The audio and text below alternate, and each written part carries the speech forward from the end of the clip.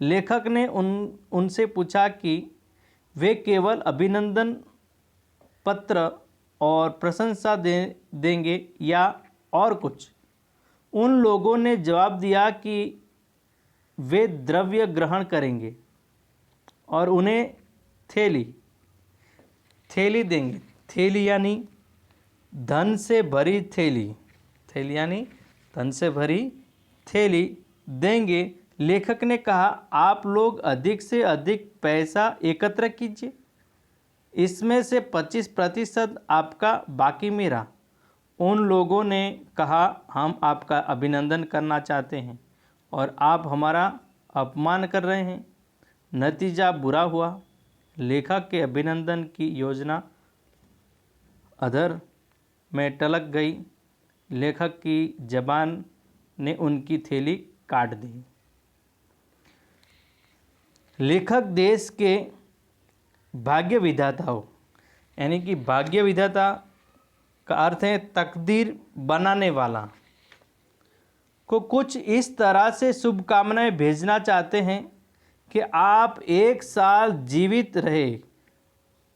कमाल किया, इस 1 साल में आपने देश की अर्थव्यवस्था को और गिरा दिया।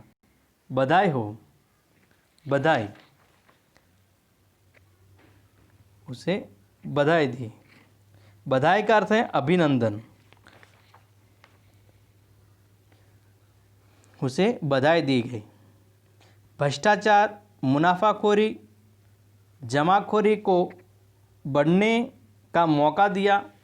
बधाई आपको, आप चिरायु हो। आप चिरायु हो। चिरायु का अर्थ है चिरंजीवी या बहुत दिन जीने वाला जो होता है उसे चिरंजीवी कहा जाता है। पर मिसा के डर से वे ये शुभकामना नहीं भेज पाए। अगले साल की तैयारी, यानी लेखक कहते हैं कि अगले साल वे 2 महीने पहले से अखबारों के द्वारा अपनी जन्मदिन का वातावरण बनाएंगे, तब कुछ ढंग का जन्मदिन मनेगा, वरना वहीं एक गुलदस्ता मुझे देंगे। पर अब मुझे अपना भी ख्याल करना चाहिए। अगले साल 2 महीने पहले से अखबारों के जरिए वातावरण बनाऊंगा कि फला तारीख को परसाई जी का जन्मदिन है और पूरे देश में हलचल मची है, तब कुछ ढंग का जन्मदिन मनेगा, वरना वहीं एक गुलदस्ता मुझे दे जाएंगे, दूसरा नहीं। तो मौत के जीत लेना यानी विघ्नों का पार करना, थैली भेज देना यानी धन देकर समर्पित करना। तो ये जो बात है लेखक के मन की यहाँ पर उजागर की गई है कि लेखक के अनुसार जन्मदिन मनाना और अभिनंदन करना पाश्चात्य अंधानुकरण का एक नमूना है। वे कहते हैं कि जन्मदिन की बधाई देनी हो तो उन लोगों को देनी चाहिए जो लोग झोंपड़े में रहते हैं, सुविधाओं से वंचित हैं और जिन्हें भरपेट खाना नहीं मिलता। वे लोग जो रोज़ मरने को होते हैं पर मौत को जीत लेते हैं और 1 साल और खींच ले जाते हैं, मरने नहीं। जन्मदिन की बधाई उन्हें देनी चाहिए। कहीं कहीं तो जन्मदिन का अभिनंदन करना धंधा भी होता है, पैसा जमा होता है और खाया जाता है। ऐसे जन्मदिन अभिनंदन का कोई अर्थ नहीं है।